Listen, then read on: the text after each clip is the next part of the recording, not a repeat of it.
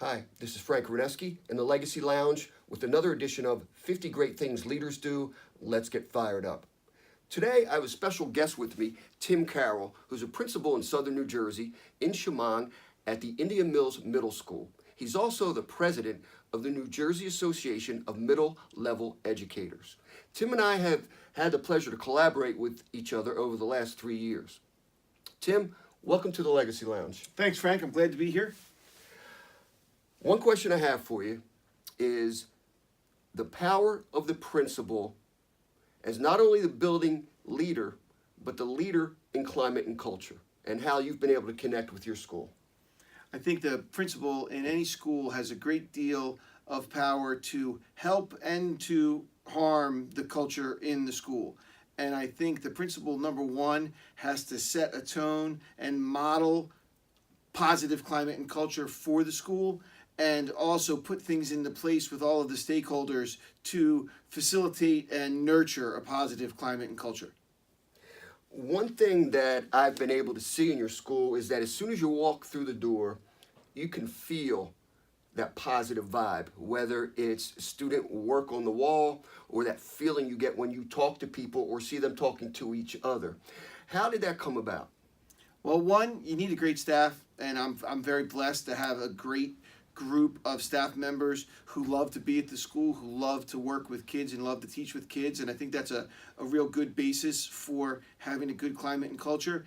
And also engagement of the students in their learning, but not just engagement in their learning, engagement of the students in being part of the school and what that means to be part of the school, and getting everybody kind of moving in the same direction under the same ideas is very powerful to support a positive climate and culture.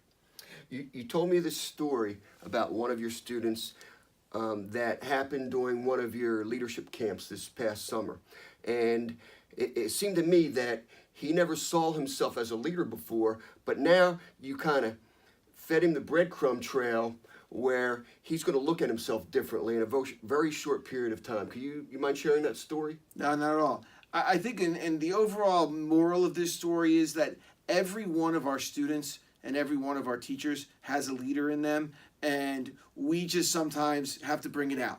Some students and some teachers are naturally going to elevate themselves as leaders, and other people have it inside of them and they just might not know it. I have a student who is a wizard at YouTube. Every student in my school would say he's the best kid in the school at YouTube. I know very little about YouTube other than how to hit play. And I want to start a principal YouTube channel. And I engaged this student in a conversation about I wanted him to mentor me in starting a principal YouTube channel. And he was a little hesitant in the first 5 seconds. And then I started talking to him about some things I wanted to do. And he started to warm up to it. And we are going to be setting dates to get together so he can teach me and he can be my mentor in starting a YouTube channel. And you want to bring out the leader in each kid. And I learned, one of the things I learned from Frank was helping students find the leadership you. And every student has that in them, but how can we cultivate that and how can we facilitate that for the betterment of the student, and then that also is for the betterment of the whole school community. One thing that not only do I hear you say, but I've seen it in action in your school, is that you've taken that traditional follower model, thrown it out the window, and created a leadership type of a model where not only more people have opportunity, but everyone has an opportunity, not just the students, not just the staff faculty, but the parents, the custodians, everybody associated with that school. I think that whenever you have something going on in your school, you want to do your best to include everybody, from the youngest student to the oldest student, to every single teacher, to the ladies and the gentlemen who work in the cafeteria, to the maintenance staff and the custodial staff.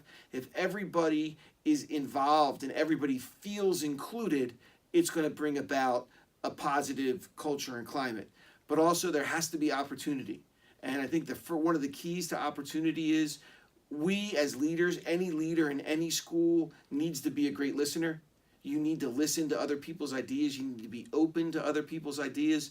You need to provide opportunities for people to give those ideas. You need to give people a voice. And even though you might not be able to listen to that voice in every situation, the more opportunities you give for people to have a voice, the more invested they're going to be in the school's climate and culture. Thank you, Tim. This is Frank Rudnesky, along with Tim Carroll, with another edition of 50 Great Things Leaders Do. Let's get fired up. Stay fired up.